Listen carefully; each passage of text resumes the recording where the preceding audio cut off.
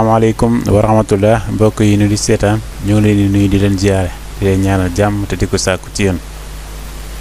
di ziar bu baax a baax képp koo xam ne rek yaa ngi seetaan Darmanko TV ñoo ngi lay ziare baax di leen sant di ñëwaat am lu ñuy leeral tey rek ndax mel na ni jamono yi la passé dañ fiy dugaloon ay vidéo pour wan leen ni ñuy jëlee rendez-vous ci passeport yi fii ci diwaanu Italie. mel na nag jamono yi site bi amoon ay jafe-jafe ba tey jii nag ñu àndaate leen yeneen changement yoo xam ne amoon na ci rendez-vous yi ñu jëloon moom lañ leen bëgg a andil incha allah kon léegi mel na ne ñi nga xam ne jëloon nañ rendez-vous it te seen rendez-vous ñëwoon te déposé woon mel na ne rendez-vous yooyu changé nañ ko yeneen jour képp ku ci am jour boo jëloon rendez-vous nag li commencé le 4 novembre ba 2 décembre bi passé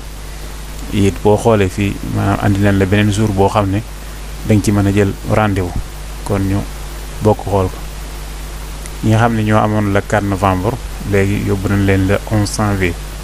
ñi amoon le 5 novembre yóbbu nañ leen le 12 janvier ñi amoon le 6 novembre yóbbu nañ leen le 13 janvier ñi amoon le 9 novembre yóbbu nañ leen le 14 janvier ñi amoon le 10 novembre yóbbu na leen le 15 janvier ñi amoon le 11 novembre yóbbu na leen le 18 janvier ñi amoon le 12 novembre yóbbu na leen 19 janvier ñi amoon le 13 novembre yóbbu na leen le 20 janvier ñi amoon le 16 novembre yóbbu na leen le 21 janvier ñi amoon 17 novembre yóbbu na leen le 22 janvier ñi amoon 18 novembre yóbbu na leen le 25 janvier ñi amoon 19 novembre yóbbu nañ leen 26 janvier ñi amoon le 20 novembre yóbbu nañ leen le 27 janvier ñi amoon le 23 novembre yóbbu nañ leen le 28 janvier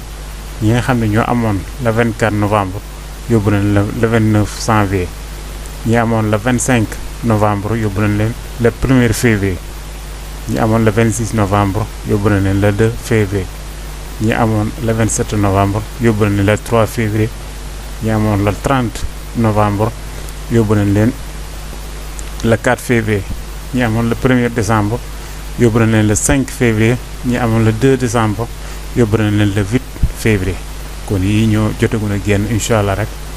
waaw incha allah yeneen yi fi génnaat dinañ leen ko baaxee